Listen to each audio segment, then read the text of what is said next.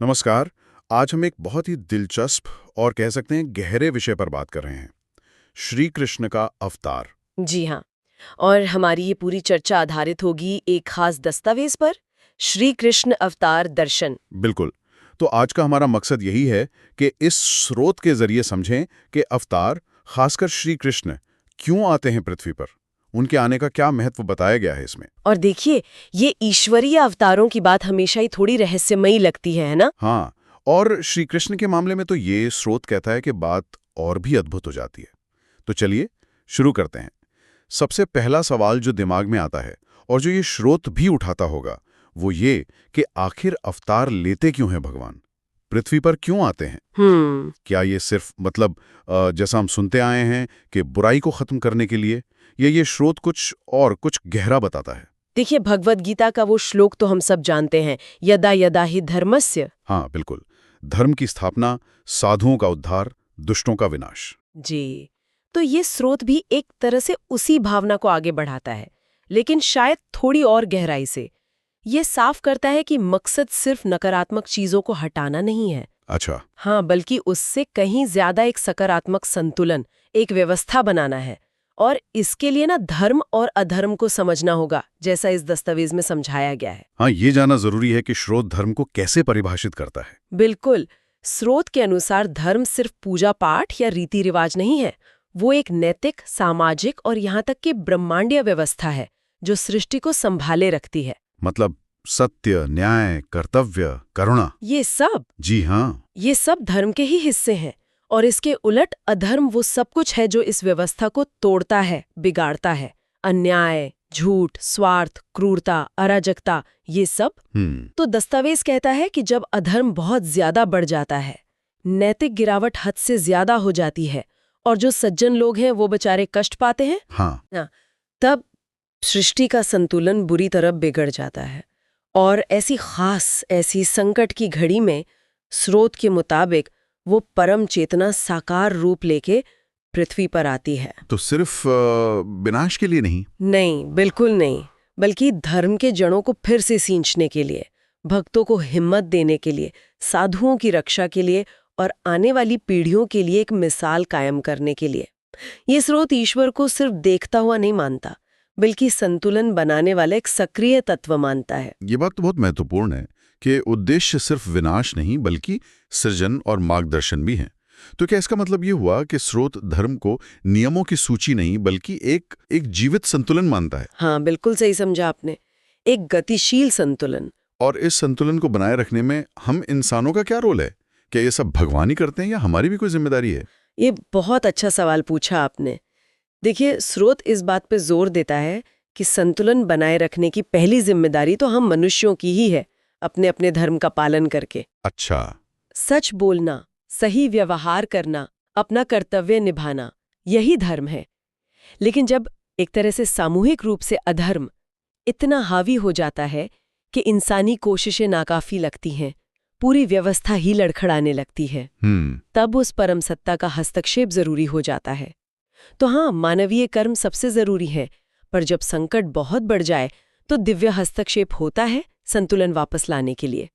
स्रोत इसे एक तरह की सेफ्टी वॉल्व की तरह दिखाता है। समझ गया। तो मतलब भगवान तभी आते हैं जब हम इंसान नाकाम हो जाते हैं। एक तरह से हाँ, जब मानवीय स्तर पर संतुलन बनाना मुश्किल हो जाता है। ठीक है। अब अगर हम खास तौर पर श्री कृष्ण की बात करें तो ये स्रोत उनके अवतार के बारे में क्या खास बताता है? उनके आने में ऐसी क्या अनोखी बात थी इस दस्तावेज के हिसाब से? अक्सर सुनते हैं उन्हें पूर्ण अवतार कहा जाता है। क्या ये स्रोत बताता है कि इस पूर्णता का मतलब क्या है? हाँ, ये दस्तावेज श्री कृष्ण के अवतार की विशिष्टता पर खास ध्यान देता है। पूर्ण अवतार कहने का मतलब, जैसा यहाँ समझाया गया है, वो ये है कि उनमें ईश्वरीय शक्तियों और गुणों की अभिव्यक्ति वो बाकी अवतारों की तुलना में कहीं ज्यादा व्यापक, विविध और पूरी मानी गई है। अच्छा, कैसे? जैसे जहां दूसरे अवतार शायद किसी एक खास मकसद या सीमित भूमिका के लिए आए हों, वहीं स्रोत कहता है कि श्री कृष्ण ने जीवन के लगभग हर पहलू को अपनी दिव्यता से छुआ। हर पहलू को? जी।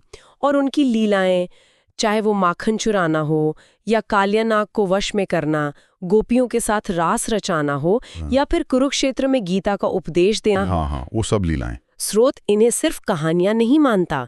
ये दस्तावेज साफ कहता है कि ये लीलाएं गहरे आध्यात्मिक और दार्शनिक संदेशों से भरी हुई दिव्य अभिव्यक्तियां हैं। हर लीला एक शिक्षा है। मतलब हर लीला का कोई गहरा अर्थ है। बिल्कुल। जैसे स्रोत बताता है कि उनकी बचपन की लीलाएं मासूमियत और आनंद का प्रतीक है, तो रास लीला जीवात्मा परमात्मा के प्रेम का। महाभारत में उनकी भूमिका कर्मयोग और धर्म की स्थापना का प्रैक्टिकल पार्ट है।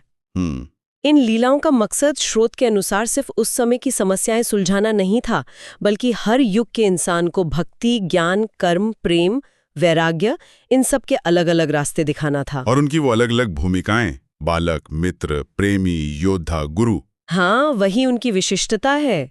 उन्होंने एक साथ इतनी भूमिकाएं निभाई, नटखट बालक भी, सच्चा दोस्त भी, समर्पित प्रेमी, अजय योद्धा, कुशल रणनीतिकार और परम ज्ञानी गुरु भी, और हर भूमिका में दिव्यता और इंसानियत का एक अद्भुत संतुलन दिखाया। ये तो सच में अद्भुत है कि हर लीला, हर भूमिका का इतना गहरा मतलब है। अच्छा, और वो शब्द जो आपने पहले भी इस्तेमाल किया था, अवतार दर्शन, इस स्रोत में इसका क्या मतलब बताया गया है? जी, क्या ये सिर्फ कृष्ण की मूर्ति या तस्वीर देखना है या कुछ और? उनके अवतार को महसूस करने या समझने का तरीका क्या है इस स्रोत के हिसाब से? अवतार दर्शन इस स्रोत के सबसे जरूरी विचारों में से है, और इसका मतलब सिर्फ भौतिक आंखों से देखने से कहीं ज्यादा गहरा है। अच्छा। हाँ, दस्तावेज साफ कहता है कि ये बाहरी आंखों से नहीं, बल्कि अंदर की आंखों से, अपनी समझ से उस अवतार के पीछे के तत्व को, उसकी दिव्यता को, उसके मकसद को और उसके मूल्यों को समझना और महसूस करना है। आंतरिक अनुभव। बिल्कुल। स्रोत के अनुसार सच्चा दर्शन तब होता है जब इंसान सिर्फ कृष्ण की बाहरी लीलाओं या उनके रूप में ही ना उलझा रहे, बल्कि उन लीलाओं से जो शाश्वत सत्य जाहिर हो रहा है उसे पहचानने लगे। ये एक तरह का अंदरूनी साक्षात्कार है। और भक्तों या साधकों के लिए इसका क्या महत्व है? बहुत गहरा महत्व बताया गया है। ये दर्शन सिर्फ दिमागी समझ नहीं है, बल्कि एक ऐसा अनुभव है जो जीवन बदल देता है। ये जीवन को दिशा देता है, हिम्मत देता है, अंदरूनी शक्ति देता है, और जो भी उनका आध्यात्मिक लक्ष्य हो, मुक्ति, ईश्वर प्रेम, आत्मज्ञान, उसकी तरफ तेजी से ले जाता है। स्रोत इस बात पर भी जोर देता है कि कृष्ण को सिर्फ एक महान ऐतिहासिक व्यक्ति या समाज सुधारक मानना काफी नहीं है उनके अवतार को समझने के लिए। तो ऐतिहासिकता से परे जाना होगा। हाँ, उन्हें एक दिव्य अभिव्यक्ति मानना, उनकी हर लीला, हर बात में छिपे आध्यात्मिक संदेश को पकड़ने की कोशिश करना ही असली अवतार दर्शन है। इस दस्तावेज के नजरिए से ये स्रोत शायद इतिहास और दिव्यता के इस फर्क पर भी रोशनी डालता है और कहता है कि ऐतिहासिक तथ्यों से आगे बढ़कर उनकी दिव्यता को महसूस करना ही चाबी है। तो अगर अवतार दर्शन एक आंतरिक अनुभव है, तो क्या स्रोत ये भी बताता है कि इस अनुभव तक पहुंचे कैसे? क्या ये सिर्फ भगवान की कृपा पर निर्भर है या हमें भी कुछ करना होगा? स्रोत इस पर भी इशारा करता है। ये कहता है कि दर्शन सिर्फ कृपा से नहीं मिलता। हालांकि कृपा बहुत जरूरी है, साधक की अपनी कोशिशें भी उतनी ही जरूरी हैं। जैसे भक्ति, मतलब ईश्वर के लिए गहरा प्रेम और समर्पण, फिर श्रवण और मनन, यानी उनकी लीलाओं और उपदेशों को सुनना और उन पर गहराई से सोचना, और सबसे जरूरी उन मूल्यों को अपने जीवन में उतारने की कोशिश करना जिन्हें अवतार ने स्थापित किया: सत्य, करुणा, निस्वार्थ सेवा। अच्छा। स्रोत के अनुसार जब साधक का दिल साफ होता है, जब इसकी चेतना इन दिव्य गुणों से जुड़ने लगती है, तब वो आंतरिक दर्शन मुमकिन हो पाता है। ये धीरे धीरे होने वाली प्रक्रिया हो सकती है, जहां बाहरी पूजा पाठ, कथा, कीर्तन वगैरह धीरे धीरे अंदरूनी एहसास में बदल जाते हैं। यह स्पष्टीकरण काफी मददगार है। अब क्या आप इस स्रोत से कोई खास बात, कोई ऐसी घटना या विचार बता सकती हैं जिसने आपको खास तौर पे प्रभावित किया हो? कुछ ऐसा जो अवतार की प्रकृति या कृष्ण के चरित्र के बारे में कुछ अनोखा या दिल को छूने वाला बताता हो? हाँ, इस दस्तावेज में एक बात जो बार बार सामने आती है और जो सच में दिल को छूती है, वो है अवतार के पीछे करुणा और प्रेम का मजबूत तत्व। करुणा और प्रेम। जी, अक्सर हम अवतार को शक्ति और न्याय से जोड़ते हैं, लेकिन ये स्रोत जोर देकर कहता है कि ईश्वर का आना सिर्फ नियम लागू करने या सजा देने के लिए नहीं होता। असली प्रेरणा है अपने भक्तों के लिए असीम करुणा और वात्सल्य। कोई उदाहरण है इसका स्रोत में? हाँ बिल्कुल। स्रोत में एक जगह गोवर्धन लीला का जिक्र है। हम सब जानते हैं इस कहानी, इंद्र का घमंड तोड़ने वाली। हाँ, पर्वत उठा लिया था उन्होंने। जी, लेकिन ये दस्तावेज इसकी व्याख्या करते हुए कहता है कि कृष्ण ने पर्वत इसलिए नहीं उठाया कि उन्हें अपनी शक्ति दिखानी थी, बल्कि इसलिए उठाया क्योंकि वो भारी बारिश और बाढ़ से डरे हुए कांपते हुए ब्रजवासियों का दुख देख नहीं सके। अच्छा। उनका दिल अपने भक्तों की तकलीफ देखकर पिघल गया। स्रोत इसे ईश्वर के भक्त वात्सल्य का सबसे बड़ा उदाहरण बताता है कि भगवान अपने लोगों की रक्षा के लिए किसी भी हद तक जा सकते हैं।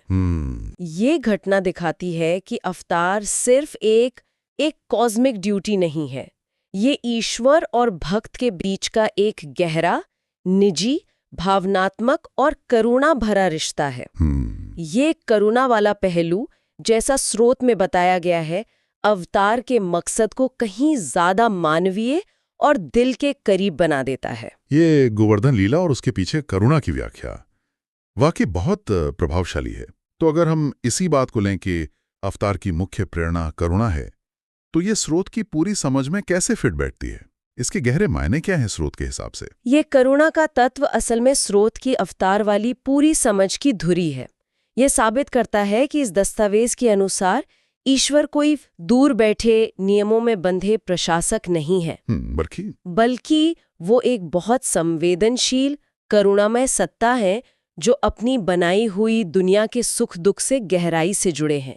इसका पहला गहरा मतलब ये निकलता है कि ईश्वरीय हस्तक्षेप सिर्फ नियम टूटने पर एक रिएक्शन नहीं है, बल्कि प्रेम और करुणा से प्रेरित